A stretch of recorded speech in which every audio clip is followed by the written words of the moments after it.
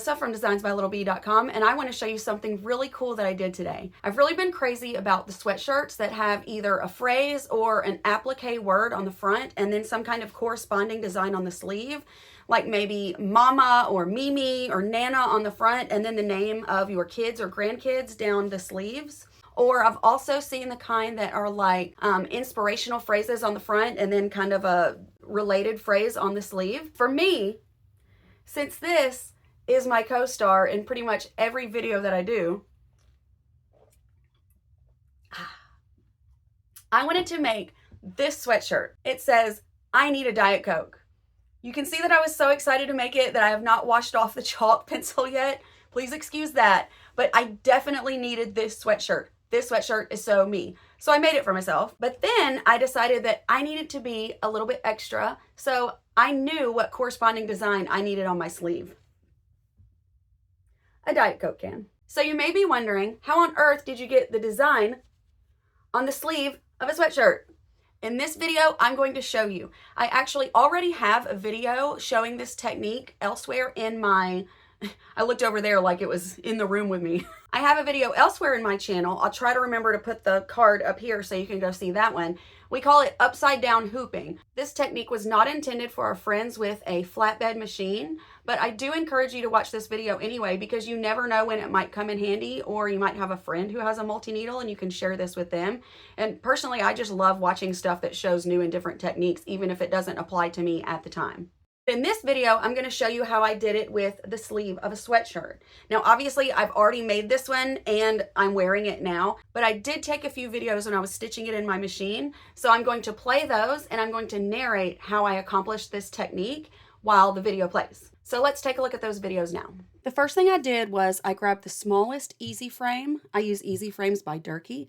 I used the smallest one that would work with the design that I'm doing, which was an approximately 1 inch wide by 2 inch tall can. So first I grabbed a piece of sticky stabilizer that went across the frame but didn't fold under too much, and I placed it sticky side down and folded the edges under the left and the right of the frame. Then I grabbed my sweatshirt sleeve and I put it around the arm of my multi-needle machine, and I stuck the top part of this sweatshirt sleeve up against the sticky. Remember I said the sticky side is down, so I put the sweatshirt sleeve against the sticky in the position that I wanted to stitch my can design. Then I pinned the heck out of the sleeve to that sticky stabilizer because the only thing keeping it on that stabilizer is the sticky and the pins that you put in it. So I pinned all around the edge of the shirt where it meets the sticky stabilizer, and then I ran the border function of my machine where it just goes doot, doot, doot, and it shows me where that design is going to go.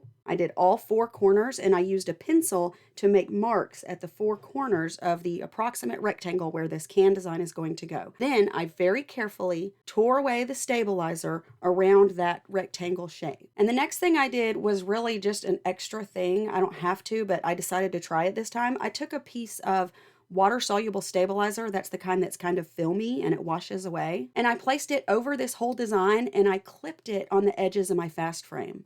Then I took more pins and I pinned that sandwich with the sleeve, the sticky, and the water-soluble stabilizer all together. I think I was just trying to make it as stable as possible so there's a little more hanging that shirt onto that frame. I wanted to make sure that it doesn't go anywhere. Here's a picture of what the underside of this easy frame looks like. You can see that the sleeve of my sweatshirt is draped around that bobbin casing. This sweatshirt was very stretchy and the design is less than 1.5 inches wide, so I was comfortable stitching this with this much kind of around this bobbin casing. This is really a your mileage may vary thing. If you are doing this upside down hooping method and you're stitching a name on something, so it's wider, it may even be 3 or 4 inches wide, you really need to make sure to run the border around the edge of how you're going to stitch that name or word or monogram, because you do not want your item catching on the bobbin casing. Okay, that's very important. I'm only doing this way because this is a very small design. The sleeve is stretchy, and I'm sure that it's not going to pull against that bobbin casing. That is very important. Once I was sure that this fabric was secured to the sticky stabilizer, I went ahead and ran the design. And as you can see by me holding the camera for the video, I watched this entire thing very carefully just to make sure that there were no snafus while I was stitching it out. Here's some video from a live that I did this morning in my Facebook group at facebook.com/groups/designsbylittleb group. I went live in there because I was so excited about finishing this up, and it was on the last few stitches, so I went live. And here I'm showing how I did this method really quickly. You remove all your pins, and then you carefully pull your project away from the sticky stabilizer, and then you're done. The item all the way around it. So then when you're done, oh my God, I love it. Look, so that's my little shirt sleeve.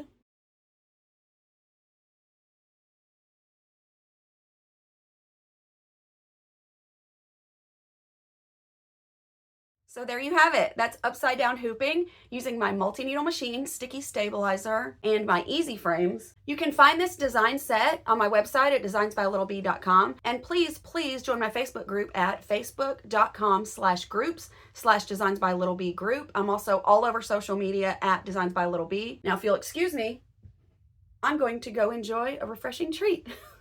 I'll see you in the next video, and I'll chat with you in the group.